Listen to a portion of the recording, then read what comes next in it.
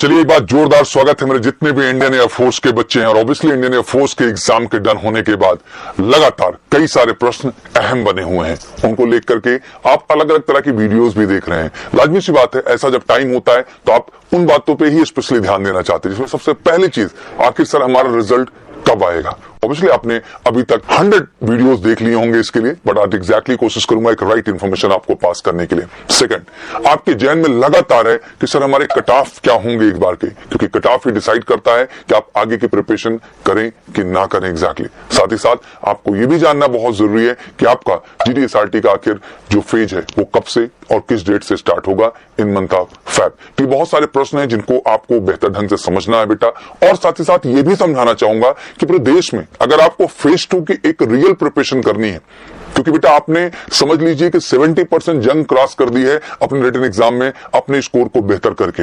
अब जरूरत है कि फेज 2 में भी एक ऑर्गेनाइज अप्रोच के साथ आप जाएं, और हर स्टेप महत्वपूर्ण है बेटा, जहां आपका फिजिकल जरूरी है। अब रही दो अहम प्रश्नों की बात, तो सबसे पहला प्रश्न जो आपका है, रिजल्ट्स हमारे कब आएंगे। बेटा अगर लास्ट एनालिसिस हम लोग करें तो आपको पता होगा लास्ट एग्जाम काफी फास्टेस्ट तरीके से किया गया, मतलब काफी तेजी के साथ किया गया।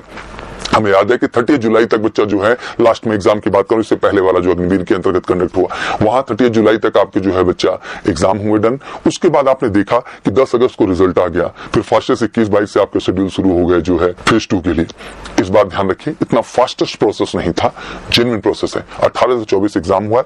15 डेज का एक आइडियल आंकड़ा माना जाता है बेटा, आप हमेशा दिमाग में रखें। इसलिए मैं क्लियर कट कह देता हूं, 5 फरवरी से लेकर 8 फरवरी तक में आपका बिल्कुल रिजल्ट श्योर शॉट है, कहीं से कहीं तक कोई कंफ्यूजन नहीं है। तो प्लीज आज के बाद ये प्रश्न पूछना बंद करिए। अब बेटा अपने आप पे फोकस करिए, प्रिपरेशन पे। क्या फर्क पड़ता है 5 को कि 6 को कि 7 को कि 8, बट 5 to 8 के बीच में शेड्यूल, इसका क्लियरिटी भी दे देता हूं, क्योंकि 24 का खत्म हुआ बेटा, आपके पास 25, 26, 27, 28, 29, 30 एंड 31 आपके पास टोटल 7 डेज इधर हो जाते हैं, और मैक्सिमम हम 7 to 8 डेज उधर भी ले लेते हैं। मैक्सिमम मैं कह रहा हूं, तब भी जाके मैक्सिमम 8 फरवरी, बट ये बिफोर भी हो सकता है, क्योंकि कोई कमिटेड नहीं कि हाँ एग्जैक्ट 15 डेज में ही होगा, ये बिफोर भी हो सकता है। तो 5 से लेकर 8 फरवरी आपके जहन में क्लियर हो गया, बिल्कुल क्लियर हो गया।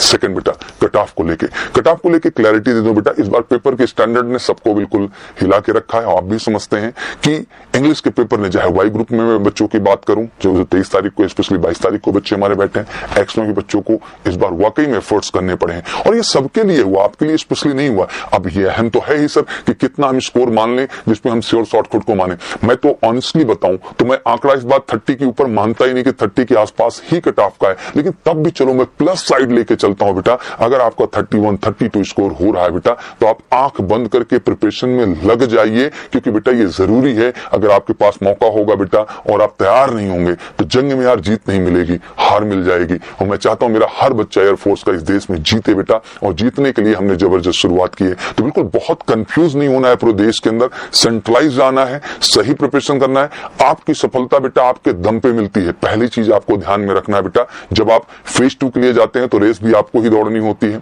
उस GD में आपको ही बोलना होता है, उस SRT में क्वेश्चंस आपको ही बेटा सॉल्व करने होते हैं, और उस मेडिकल को जाके आपको ही फेस करना होता है, किसी और के कारण से नहीं होता है। बट जरूरत होती है एक बेहतर गाइडेंस की, जरूरत होती है रियल उस तरह की प्रैक्टिस की। फेज 2 के रिगार्डिंग जो अभी स्टूडेंट्स एग्जाम क्वालिफाई करेंगे उनके रिगार्डिंग गाइडेंस कल से आपको अवेलेबल होने लगेगा।